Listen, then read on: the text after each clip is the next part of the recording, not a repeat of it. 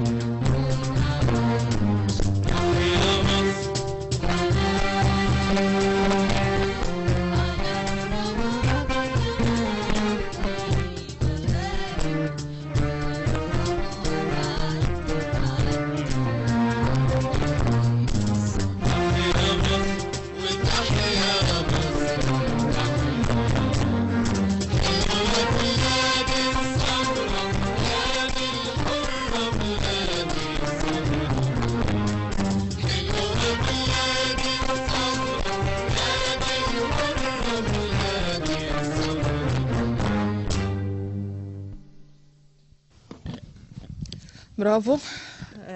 معانا طبعا دكتورة صفاء علي، اتفضلي. برحب بيكي، وهي معيدة بكلية التربية النوعية جامعة بورسعيد. برحب بيكي يا دكتور. ممكن نرجع بس سنة كده ورا، كلمينا بقى عن يعني قسم التربية الموسيقية داخل كلية التربية النوعية. انتي مش الكاميرا. قسم التربية الموسيقية عندنا بيضم طبعا مواهب كتير جدا وغير مواهب برضو. ممكن حد يبقى هاوي او حابب ان هو يتعلم مزيكا او يبقى فنان بعد كده، فبيخش القسم عندنا بيقدم في كلية التربية النوعية، ومن خلال التنسيق الداخلي بيبقى داخل القسم اوريدي من التنسيقات يعني. طبعا احنا عندنا في القسم شغل المعيدين والدكاترة ان هم ينموا المواهب او ينموا الطلبة، ان هم يطلع طالب موهوب يخرج من الكلية مدرس تربية موسيقية أو فنان. يعني مدرس تربية يا اما يبقى مدرس في مدرسه يشتغل في الطريق التربوي، يا اما يبقى فنان بعد كده مغني او عازف او يسافر بره. طبعا يعني كليه التربيه النوعيه عندنا قسم بالذات قسم الموسيقى بيوفر للطلبه يعني فرص كويسه جدا ان هم بعد كده في حياتهم يعني يحققوها في الفن. طب هل القسم التربية الموسيقية اللي بيدخل القسم أو بيتم اختياره، هل بناء على مثل موهبة، اختبار قدرات، يعني في اختبارات بتتم؟ طبعا لازم ده يحصل. يعني حاليا بيبقى فيه تنسيق داخلي. يعني اول حاجه كليه التربيه النوعيه تمام هو التحق بيها الطالب، بيبقى جوه الكليه بقى تنسيق داخلي بيقدم بقى هو عرفت ان هم لغوا من الاول خلاص الاختبارات القدرات اتلغت، كانت زمان موجوده، لكن لما يدخل بقى او يختار الاقسام بناء على ايه بقى هو؟ بناء على برضو رغبة الطالب. يعني برضو بيخش جوه الكلية بيكتب رغبته الأولى، مثلا لو هو عايز يدخل قسم موسيقى بيكتب رغبته الأولى موسيقى وبيلتحق بالقسم بقى عندنا. فاحنا جوه القسم ما بنكتفيش بده، لا بنعمل له برضو اختبار قدرات عشان نكتشف نعرف هل نطلع منه مواهب مثلا نضيفه في الفرقة في فرقة الكلية، أو نشوف مثلا لو موهوب أو في سنة موهبة نشتغل عليه ندربه ونمرنه. في كل ده احنا بنشتغل على عليه الاصوات بالظبط. يعني ده او ده. او لو ما عندوش حاجه خالص مثلا بس لازم يبقى عنده سنه ايه، سنه حتى الاحساس، يعني حتى يبقى صوته سليم مثلا، او يبقى ودنه كويسه يعني بيسمع كويس عشان نقدر احنا بعد كده يستوعب لينا يعني. طيب يا دكتورة صفاء، احنا هنسمع معاكي ايه النهارده، لان طبعا انتوا النهارده مشرفينا ومعاكم على الهوا من خلال طبعا احتفالاتنا بانتصارات اكتوبر. شكرا فهنسمع لحضرتك. معاكم ايه بقى النهارده، ومعاكي انت بالتحديد سولو؟ بالظبط. انا هغني دلوقتي. حبيت ان انا برضو انضم للفريق. انا بدرس لهم وهم طلبه برضو كده في الطلبه في القسم. لا هو انا تخصصي حاليا مصاحبه، بس انا عندنا المعيد بيدرس طبعا كل حاجه. احنا في كليه التربيه الموسيقيه كل دكتور ممكن يقدر يفيد الطالب في كل حاجه لها علاقه بالفن. مع اغنيه يلي من البحيره بالظبط. يلي من البحيره مع دكتوره صفاء. بالظبط. يلا حبيبتي، شكرا، شرفتينا.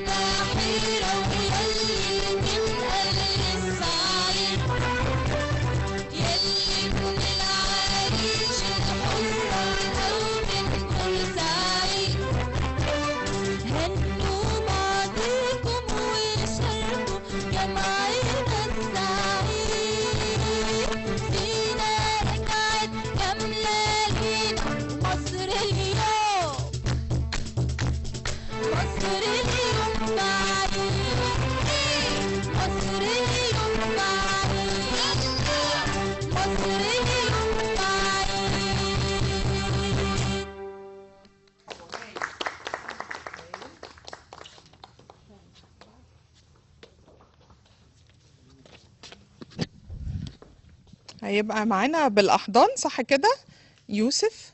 يلا يا يوسف بالأحضان.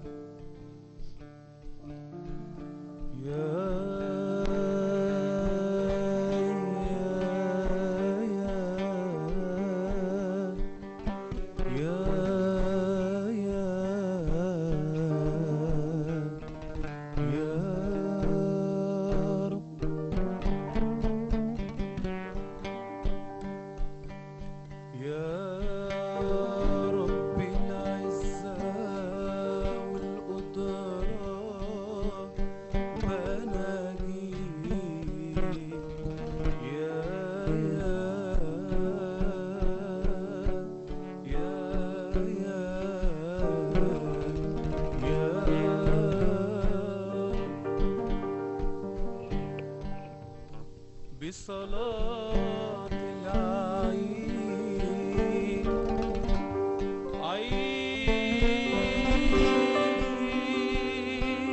عيد ثورتنا ونجيب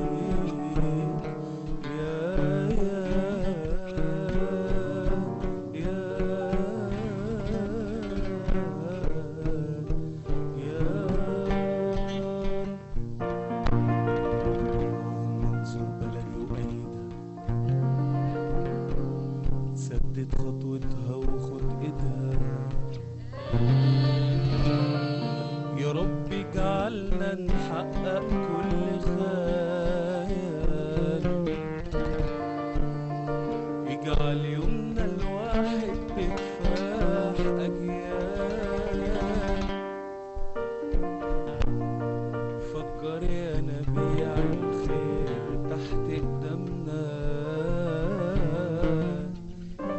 المستقبل خليه يمر بنور قدامنا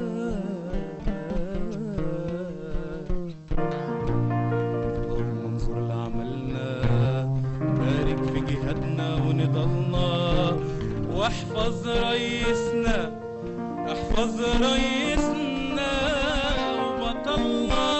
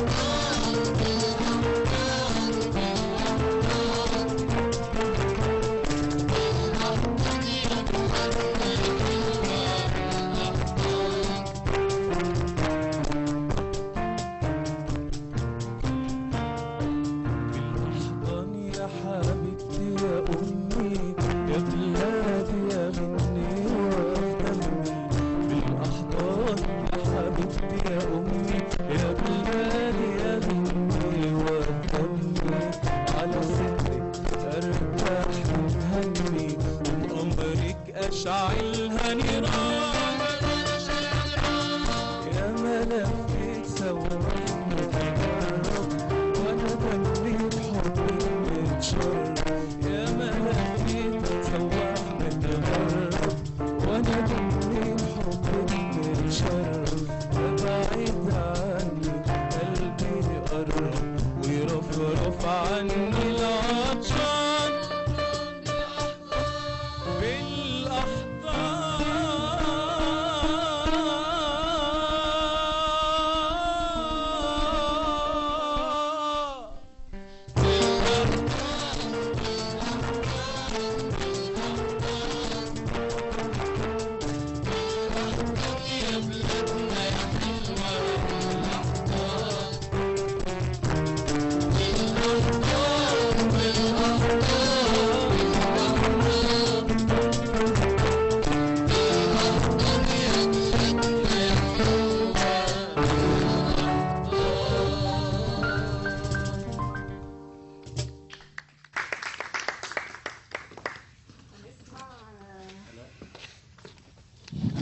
نسمع بقى مع يعني أجمل الأغنيات الوطنية يا حبيبتي يا مصر مع آلاء سليمان، وبرحب بيكي، أهلا وسهلا بيكي يا آلاء، اتفضلي.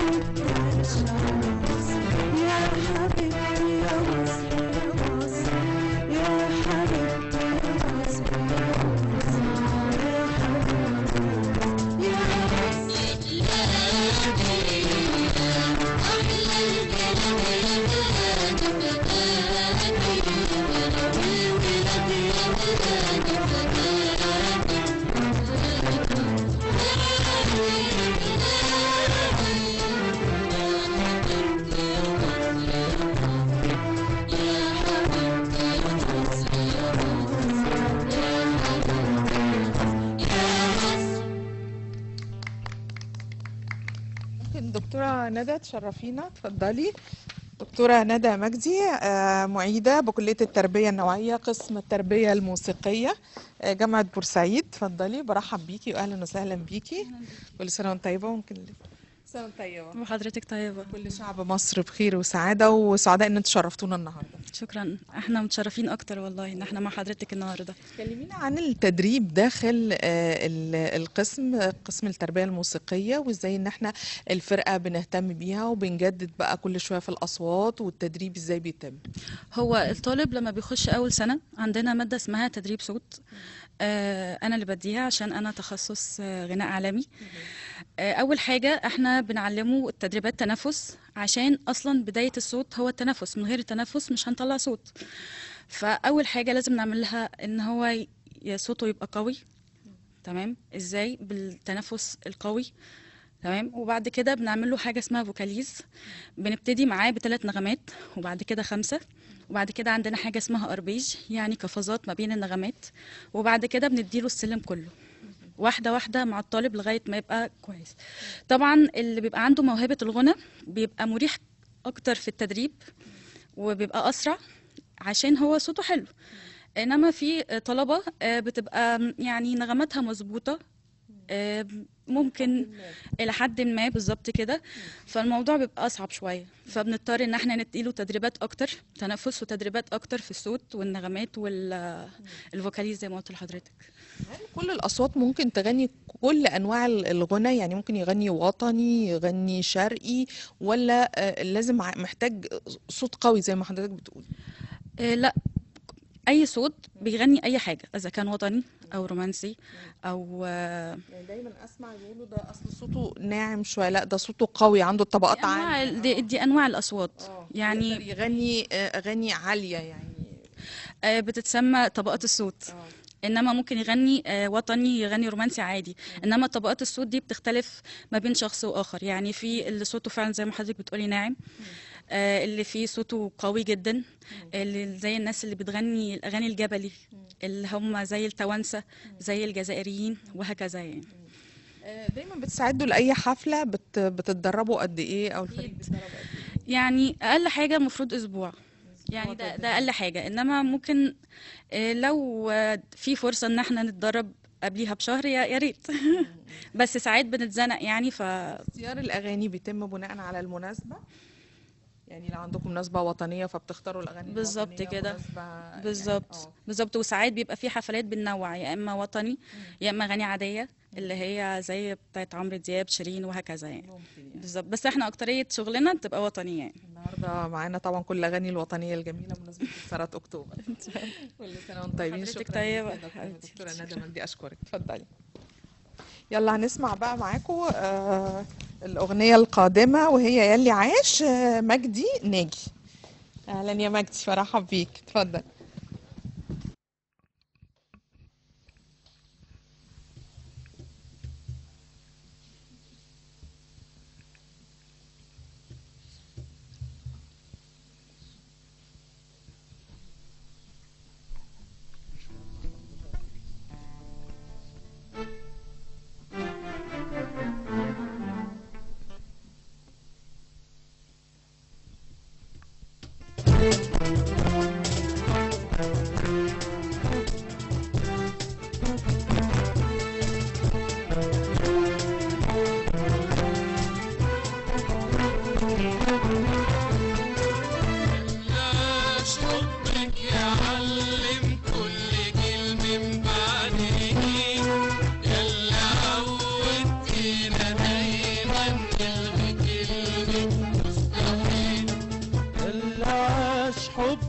يعلم كل جيل من بعد جيل، يلا عودتينا دايما نلغي كلمة مستحيل.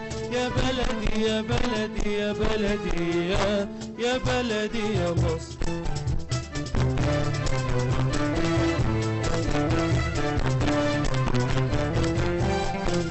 اللي عاش حبك يعلم كل جيل من بعد جيل، اللي عودتينا دايما نلغي كلمة مستحيل. اللي عاش حبك يعلم كل جيل من بعد جيل، اللي عودتينا دايما نلغي كلمة مستحيل. احنا من عهدك يا غالية جيل شباب حر وأصيل. ده احنا من عهدك يا غالية جيل شباب حر وأصيل. نبني نمتك نعلى نسبق كل خطوة بألف ميل.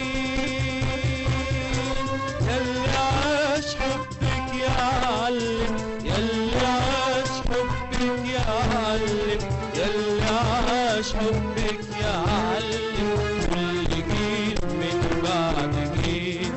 ياللي عودتينا دايما نلغي كلمة مستحيل. ياللي عاش حبك يعلم كل جيل من بعد جيل. ياللي عودتينا دايما نلغي كلمة مستحيل.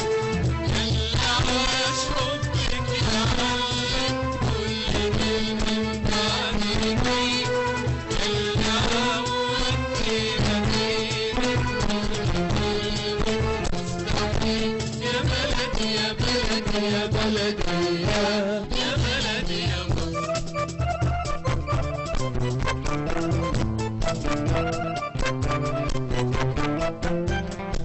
يلي فيك الإنسانية والسماحة الربانية. كل واحد من ولادك في مكان يساويها. يلي فيك الإنسانية والسماحة الربانية. كل واحد من ولادك في مكان يساويها. كلنا يا مصر جينا يوفى عهد ودين علينا. كلنا يا مصر جينا يوفى عهد ودين علينا. نبني ننتج نعلى نسبق كل خطوة بألف ميل. ياللي عاش حبك يعلم، ياللي عاش حبك يعلم، ياللي عاش حبك يعلم كل جيل من بعد جيل. ياللي عودتينا دايما نلغي كلمة مستحيل. ياللي عاش حبك يعلم كل جيل من بعد جيل. ياللي عودتينا دايما نلغي كلمة مستحيل. ياللي عاش حبك يعلم كل جيل من بعد جيل.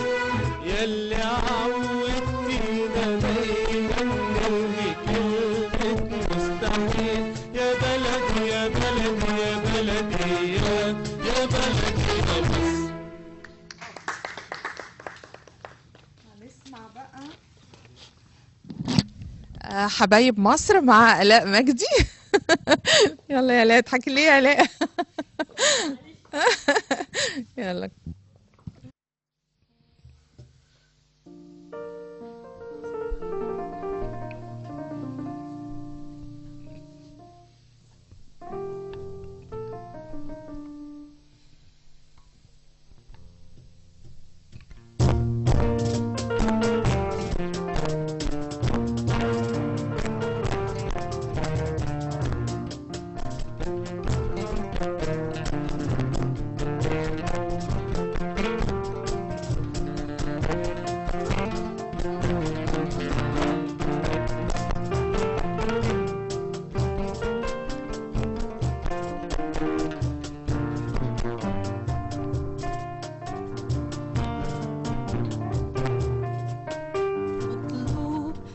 كل وطني من كل وطني، مطلوب من كل مصري من كل مصري، مطلوب من كل وطني من كل وطني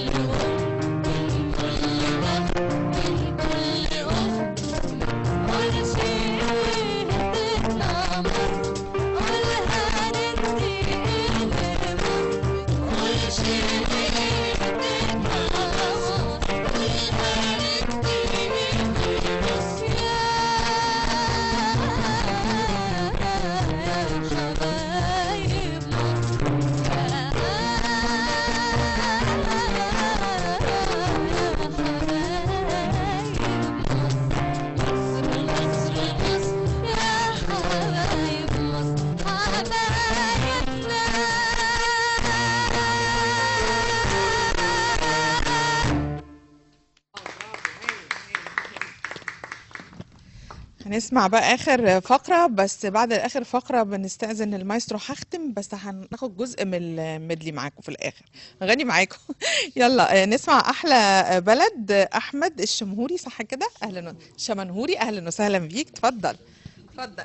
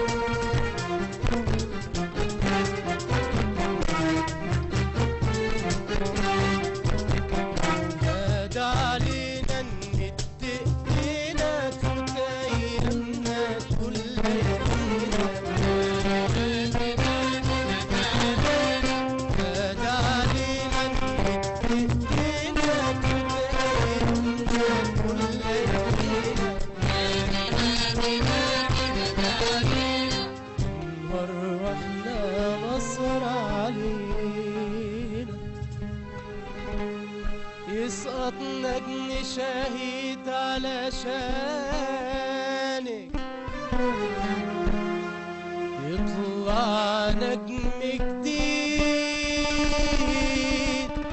وينادي